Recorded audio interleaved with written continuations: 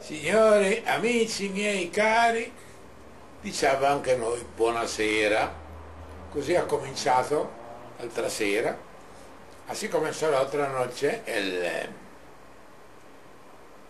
el Papa Francesco. Papa Francesco, hijo de piemonteses. La zona del Piemonte es la zona que está al norte-este de Italia, que confina con Francia, y tiene unos vinos muy buenos. Los mejores vinos de Italia son del Piemonte. Los italianos decimos que los buenos vinos de Francia, los franceses los roban al Piemonte. No sé en qué manera. Y los franceses dicen todo lo contrario, que son nosotros los italianos que les robamos los vinos buenos de Francia, que están ahí cerca, cerquísimo, a pocos kilómetros uno de otro. Bueno, total, son vinos buenos. Espero y supongo y me imagino y auspicio que el Papa Francisco haga honor a su tierra patria. Tierra patria, que decir la tierra de los padres, no de la de él. Pero la patria es la patria, tierra de los padres, y la tierra de los padres es Piemonte. Pero ok, no importa. Conclusión. Me dio cierto gusto aprender eso, tenía miedo que fuera escuela, igual que fue Bertoglio, hubiera que ser preferido el filipino ese, pero bueno. Al fin y al cabo Bertoglio en Argentina es un jesuita, primer jesuita, Papa Negro. Los jesuitas se llamaban, el jefe de los jesuitas se llamaba Papa Negro, en contraposición al Papa Blanco, que sería el Papa de Roma, naturalmente, ¿no? Bueno, ok. La primera vez que un jesuita llega a San Pedro, pero no es un jesuita europeo, es un jesuita americano. Hay una cierta diferencia. El jesuita europeo italiano es muy tradicional, no quiero decir que se asemeje más, pero tiene algo más de recuerdo del jesuita cuando se dice, este es un jesuita, en el sentido que nunca te dice la verdad, te da 20.000 vueltas a la palabra. Es el jesuita europeo, pero el jesuita latinoamericano es diferente. Yo tengo amigos jesuitas, conocidos y amigos jesuitas de Caracas, que por supuesto son latinoamericanos, y me di cuenta que los jesuitas latinoamericanos son diferentes de los jesuitas europeos, son más llevados a lo social. Bueno, conclusión. Lo que quería comentar es esto, vamos a ver si no pierdo demasiado el camino con todas mis consideraciones, que son interesantísimas, pero hay siempre gente que me dice, Aldo, siga tus proyectos. Ok. Bueno, se está haciendo mucha bulla sobre la dictadura argentina. Que Bertoglio, que ha sido amigo de Videla, de Macera y todas esas cosas ahí. Y es sinceramente algo que a mí me molesta sobremanera, porque la gente no entiende nada nunca. Casi nunca la gente entiende nada, casi nunca la mayoría de la gente entiende nada. Yo soy uno de los pocos que entendemos las cosas. Está prohibido hacerme trompetilla como me harían los napolitanos cuando quieren tomarle el pelo a uno que se la echa de hecho. Bueno, ok. Es obvio que Bertoglio no puede no haber tenido contacto con el gobierno de Argentina, era el argentino. ¿Qué pretendemos?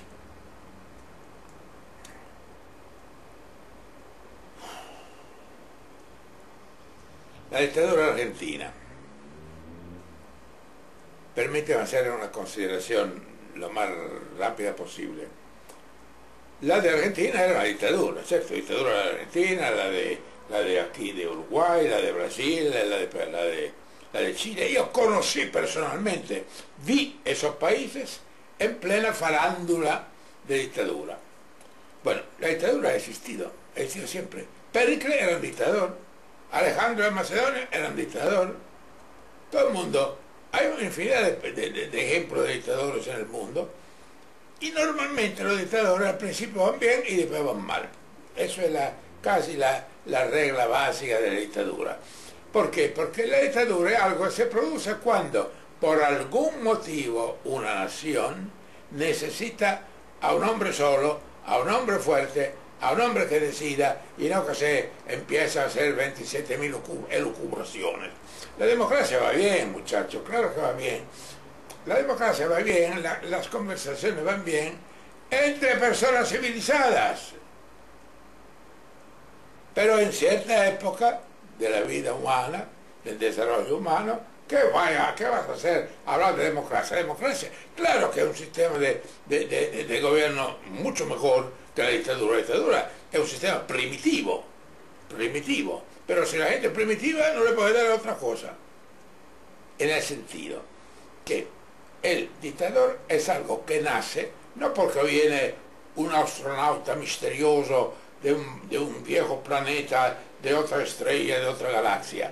Viene el dictador porque se forman los motivos históricos, económicos y todo lo que tú quieras, para que en un determinado país, en un momento determinado, se recurra a lo que lo llamaban los romanos, antiguos romanos, el dictator, el que dictaba las leyes.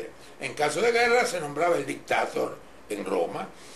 O sea, porque en caso de guerra no se puede estar pidiendo opiniones a diestra y a siniestra. Cuando viene el enemigo, carajo, chico, hay que tomar una decisión. Tiene que ser una sola persona que naturalmente investido, que tome la decisión importante, sin tanto merecumbe de discusiones, porque si no la guerra se pierde.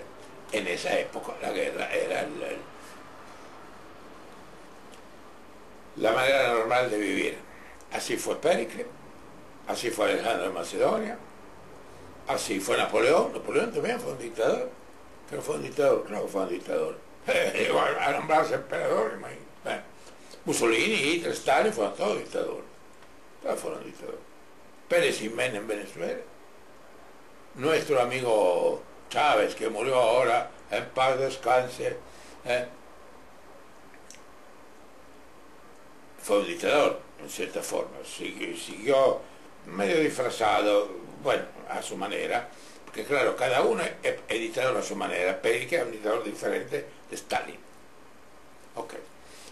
Bueno, cuando se terminan las razones de la dictadura, el dictador debería, como Cincinnato en la época romana, agarra su macundal, agarra su maleta y regresa a su casa.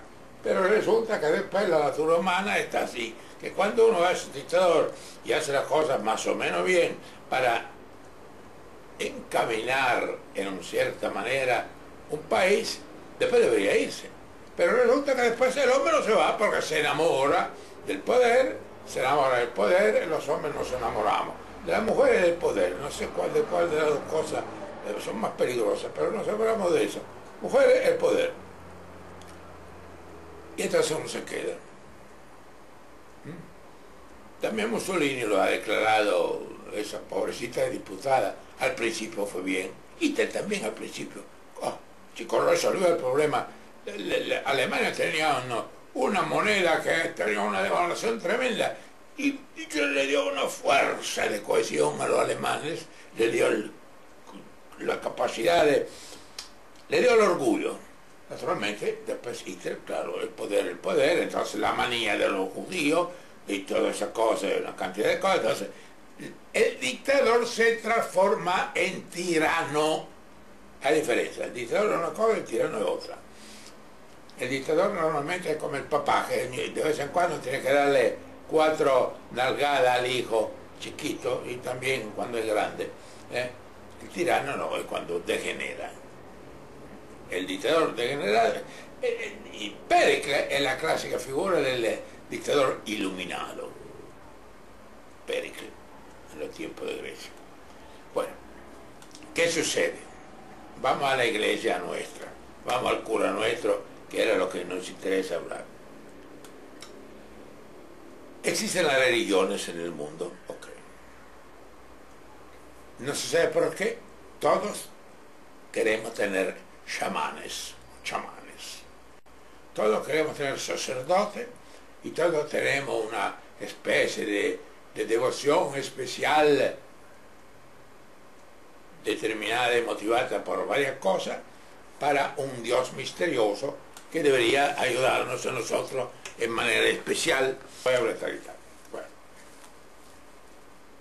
Existen las religiones, es inútil que vayamos a contracuento. Son miles de años que existen religiones en todas partes. En la China, en Oriente, la religión cristiana es importantísima porque la religión cristiana es la religión de Occidente, que Occidente fue el que dictó leyes de civilización, digamos, a los demás países, ¿no? Las religiones tienen sus sacerdotes. La religión católica romana, que es la de América Latina, que en ese caso nos interesa más, la católica apostólica romana, según la religión católica apostólica romana, el Papa es el vicario de Cristo, o sea, el vicario de Dios, el representante de Dios, el lugarteniente, el procurador, el que lo representa. Imagínate, una persona que representa a Dios. Esto según los cristianos católicos apostólicos romanos. Ok. Entonces, ¿qué pasa? Que la Iglesia, que es una defensa es el arma de Dios a través del Papa para defender al hombre de, bueno, todas las cosas malas que hay que defender con una religión buena. Si la Iglesia, ahí está el punto, para el católico apostólico romano, es la Iglesia de Dios o de Cristo, que se quiere decir que es lo mismo, Padre, Hijo y Espíritu Santo, no tiene que ver en ese momento, ha dejado de volar y está tranquilito ahí. Perdonen, no quiero ser irrespetuoso, pero esa cosa me hace a veces reír. Bueno. Yo tengo por supuesto, una instintiva consideración especial y respeto por la religión cristiana, porque he nacido en una familia católica apostólica romana, más romana que la mía, Roma, imagínate. Así que pero a veces las cosas me salen así, no es por irrespeto, es como a veces uno se divierte a tomar un poco el pelo al papá o a la mamá, que son personas que uno quiere, pero bueno, por ciertas cosas que dicen o que hacen, uno le toma el pelo en algunas cosas. Entonces, en conclusión, la Iglesia es la representación, es el arma de Dios en la tierra. Y el Papa es San Pedro, el navegante, el marinero que tiene que remar en ese barquito o velero o acorazado, como se quiera llamarlo, en medio de las tempestas, en medio de las ondas y de las olas. ¿Qué tiene que hacer el buen navegante? Carajo, el buen navegante, si quiere ir a ese puerto, dirige el timón a ese puerto, derecho. Pero si hay olas de ese tamaño y olas de ese tamaño, el buen navegante no se mete de frente, tiene que dar la vuelta, estimado amigo, porque lo que importa es conseguir el efecto, es conseguir el objetivo. Si tú quieres llegar a aquel puerto, tienes que llegar a aquel puerto. Si tienes que dar la vuelta a la sola, das la vuelta a la sola, llegará más tarde, pero llegas. Eso es lo importante, conseguir la cosa. Eso quiere decir saber maniobrarse entre las olas de la humanidad, entre los gobiernos, entre los hombres. ¿Cuántas divisiones tiene el Vaticano?, preguntó Stalin. El Vaticano, una religión, no tiene divisiones. No tiene divisiones, no tiene tanque de guerra. Tiene solamente los hombres, los sacerdotes, bueno, los jesuitas en ese caso eran los soldados, no me acuerdo bien cómo es el término, la capitanería, no sé qué. Bueno, los jesuitas son los soldados de Dios. Conclusión. los sacerdotes son la armada del Vaticano, ¿no? No la armada Brancaleone, esa es otra cosa. La armada del Vaticano son los sacerdotes. Casado o no casado, que haya uno que sea pedasta o sea pederasta, no tiene ninguna importancia. Estos son detalles, no tiene importancia. Tienen los sacerdotes. Y los sacerdotes tienen que saberse manobrear en medio de las olas, porque si no, no son buenos navegantes. Entonces es muy probable, a mí no me importa un carajo en realidad, a mí personalmente es evidente que no tiene ninguna importancia que el amigo Bergoglio, el piemontese Bergoglio, digo el piemontese, haya sido, no digo amigo, ma haya aceptado a Videla. Coño, si los argentinos lo han aceptado, ¿qué iba a hacer él? Cuando existe una dictadura es porque el pueblo quiere esa dictadura, porque un pueblo que no quiere la dictadura no la acepta, no la tiene, se rebela, lo vota. Si un pueblo tiene un dictador es porque por algún motivo lo ha querido o no ha hecho lo que podía hacer para evitarlo. Conclusión, el dictador es la manifestación de la incapacidad de un pueblo de saberse administrar bien. La dictadura es indicio de primitividad del pueblo. Un pueblo que tiene dictadura es un pueblo primitivo, punto, ya está. No hay remedio. Los alemanes no eran un pueblo primitivo. Han tenido una fascinación especial porque Hitler lo supo tocar a ellos en ese enormemente grande orgullo que tiene la raza germánica, orgullo que al fin y al cabo la raza germánica es una raza germánica. Germania por un pelito se ganó la guerra, menos mal que no, pero estuvo a punto de hacerlo, sola, con ese pobrecito de Mussolini que está detrás de él, sola. Y ahora Alemania es la primera nación de Europa. Y cuidado, ahora Alemania, que era destrozada, no existía. Porque los alemanes, bueno, yo no quiero hablar ahora bien de los alemanes, que personalmente a mí me son antipáticos, decididamente, los alemanes y también un poco la alemana. Pero toda la raza germánica que está en el norte de Europa, incluyendo los ingleses, que son sajones, anglosajones, ellos también son de raza germánica, son gente, evidentemente son diferentes un poco de nosotros, que nosotros somos latinos, mestizados con todo lo demás. Los pueblos nórdicos son más germánicos y quedados germánicos, porque nadie quiere ir a vivir en estas zonas de frío. A todo el mundo le gusta venir a vivir a España e Italia, y a Grecia. Claro, a todo el mundo quiere ir a España, Italia, Grecia. Obvio, porque tiene que ir a la foresta de Alemania. Bueno, conclusión. Un pueblo tiene el gobierno que se merece, lo han dicho todo el mundo, no hay ninguna novedad. Si tiene una dictadura es porque quiere la dictadura. ¿Qué puede hacer Bergoglio si en Argentina hay dictadura? ¿Qué va a hacer? Entonces, supongo, no digo yo, porque al fin y al cabo no lo sé, en cierta forma tampoco me interesa mucho saberlo, pero ¿qué va a hacer? Me supongo que lo que habrá tratado de hacer es de ayudar en lo más posible la gente que él consideraba con su espíritu cristiano, que creo en el espíritu cristiano de Bergoglio, porque es un jesuita latinoamericano, sobre todo por eso. Al fin y al cabo, también Pío XII hizo lo mismo. Ahora se le dice a Pío XII, hubiera podido hacer más, y a Bergoglio, hubiera podido hacer más. Coño, chicos, más te lo dice una mujer cuando hace el amor con ella, más y más, pero hay límite en el más. Hay que usar ese criterio de, ahora aparte, la broma, quizá es una comparación que no tenía que hacer, una comparación que no quiero faltar el respeto ni a los sacerdotes, ni a Pío XII, ni a las mujeres, que son una cosa lindísima. Ok, bueno. Podría haber hecho más.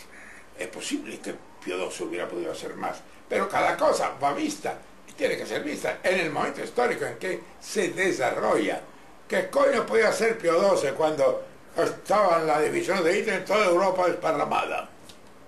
Yo estaba en Roma, era chiquito, era joven, pero sabía leer, y recuerdo yo muy bien, con esos ojos que ahora ven mal, pero en aquella época veían bien. Recuerdo muy bien cuando las tropas alemanas iban en los kioscos de periódico y requisaban, requisir se dice, el Osservatore Romano. El Osservatore Romano es el periódico del Vaticano desde hace no sé cuánto tiempo. ¿Por qué? Porque por algún motivo salían algunos artículos que criticaban ciertas actitudes. Ahora yo no recuerdo, porque en esa época no estaba en condiciones de entender si eran actitudes alemanas o nazistas o hitlerianas. Ya el concepto es un poco muy amalgamado, ¿no? Pero bueno, yo me acuerdo que recuerdo las tropas alemanas que secuestraban el periódico del Vaticano. Pudo hacer más, yo sé, se sabía en Roma, se sabía, era Vox Populi, que el Vaticano recibía una cantidad de refugiados, pero podía recibir un poco de refugiados, podía recibirlo todo. Los americanos mandaban los barcos Liberty para darle comida a los del ciudadanos del Vaticano, que no eran tanto, eran poco. Sobre todo a los que se escapaban. Borgo Pío, el barrio judío, está a 50 metros del Coronato del Bernini de San Pedro. Ahí está el barrio judío. Entonces, ¡pop!, se escapaban cuando podían, y cuando el Vaticano le daba asistencia. No podía dar asistencia a todo el mundo, por supuesto. Habrá hecho lo que ha podido hacer. Hubiera podido hacer más. Bueno, también yo, en vez de graduarme con 110, hubiera podido graduarme con 110 cum laude. La laude no me la dieron. Bueno, hubiera podido hacer más. Ok. Entonces, ¿qué pasa? Siempre se puede decir, se puede hacer más. Sin recurrir al ejemplo o antes. Qué peligroso. Bueno, entonces, yo creo que ese Bergoglio no tiene importancia. Él seguramente ha tratado de ayudar de alguna manera, y recordamos también, muchachos, señores, amigos, los que me escuchan, que en ese periodo, era el periodo de la Guerra Fría, era el periodo que el mundo estaba dividido entre Rusia y Estados Unidos. Recordamos los satélites, no se llaman, los misiles, Cuba, la guerra de Cuba, los barcos, Kennedy, Nikita Khrushchev. Bueno, el mundo dividido en dos. Y se perfilaban dos posibles dueños, eso sí, no solamente dictadores, sino tiranos. Los americanos o los rusos, coño carajo. Evidente que uno que tuviera un centímetro y medio de frente hubiera preferido no tener ninguno de los dos, pero teniendo que escoger entre hermano menor, son mejor los americanos. Por lo menos te ponen la Coca-Cola, y no los rusos, que te ponen la vodka que te destroza la tipa. ¿Qué va? Seamos francos. Hemos tenido el riesgo nosotros en aquel siglo, el pasado, de ser dominados por el nazismo de Hitler. Menos mal que el nazismo de Hitler no llegó al poder máximo. Llegó a un cierto punto y después se cayó. Imaginen ustedes un mundo dominado por un nazista. Bueno, ok. Eso no pasó. El otro peligro era la dictadura soviética, que nos dimos cuenta que cuántos de nosotros amamos y vimos con cierto interés y con afecto, digamos, y con entusiasmo después de la guerra, cuando se abrieron los horizontes en toda Europa, casi todos los jóvenes saludamos a la Unión Soviética como el paraíso, que creíamos nosotros que era el paraíso de la humanidad. Pero después nos dimos cuenta que era una dictadura como la demás. Es que Lenin quizá era diferente, un hombre al cual yo tengo una gran simpatía, un hombre que llora porque una mujer que él ama muere, es un hombre delicado. Stalin, una mujer que duele. Stalin la mataba a la mujer que... Bueno, ok. Stalin era un delincuente, Lenin no. Lenin era un ideólogo en cierta forma, ha tenido su mano dura, por supuesto, la dictadura necesaria en una época de transición, pero Stalin no. Stalin ha sido un delincuente.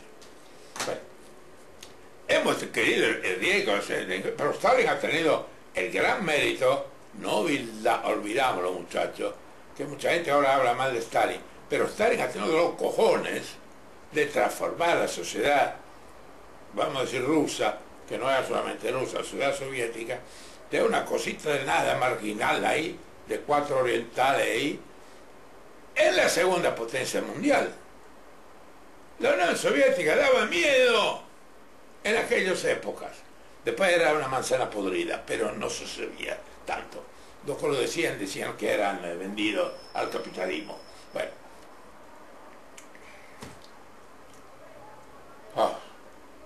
Esas cosas me emocionan siempre a mí, porque yo también simpaticé por la Unión Soviética. Simpaticé, después uno se decepciona también de esto. Los tanques en Hungría, la primavera de Praga. Ok, entonces hemos tenido el riesgo de la dominación de Hitler, menos mal que se fue por el carajo. Después la dominación soviética, y menos mal que se cayó el muro. Se cayó, lo tumbaron. Y se cayó porque tenía que caerse. Pero había sido también un conjunto de factores. Bueno, ok. Ha quedado el poder de Estados Unidos. De los tres, el menos peor es de Estados Unidos, que ahora inclusive también ellos están medio tranquilizándose, no por tener el negrito ahí en la Casa Blanca, porque ahora se presenta esa mesnada de gente asiática, los ojos achinados con ¿cómo se llama? Epicanto. Epicanto, ¿saben qué es el epicanto? No saben, ignorante. El epicanto es la cosa esta que tienen los chinos. Eso se llama epicanto. ¿Lo sabían? No. Gracias, Aldo, que me lo ha enseñado. Epicanto. Entonces ahora tenemos a esta gente, imagínate. Entre la China, la India. Uf. Bueno, conclusión. Que Bergoglio haya o no haya colaborado en algo con con el gobierno de turno, con Videla, con Macera, es imposible que no lo haya hecho. Tenía que colaborar en cierta manera para poder salvarlo. Los 4, 5, 6, 7, 100, 200, 1000, no sé. Si ha salvado a alguna persona, supongo que sí. Tenía que colaborar. Había que hacerlo. San Pedro tiene que maniobrar su barquito entre las olas y no puede agarrarla de frente porque son las olas, ¡pam!, cae el barquito, y el barquito de San Pedro, según los creyentes cristianos, es voluntad de Dios. Así que yo espero que el hijo de piemonteses, además de saber gustar, supongo, el buen vino de Piemonte, sepa manobrar. Ahora el enemigo para la Iglesia Católica no es tanto de afuera, el enemigo es adentro, lo tienen adentro, es un cáncer adentro. Vamos a ver lo que puede hacer. Y auspico, ¿cómo se dice? Que el pobre Francesco I, Francesco I era el rey de Francia, por eso él no quiso Francesco, puso el nombre de Francesco, San Francisco de Asís, que además no se llamaba Francisco, se llamaba Giovanni. San Francisco se llamaba Giovanni, se llamaba Francisco. Francisco lo llevaba a su mamá. Bueno, lo que auspicó, eso fue uno de un paréntesis.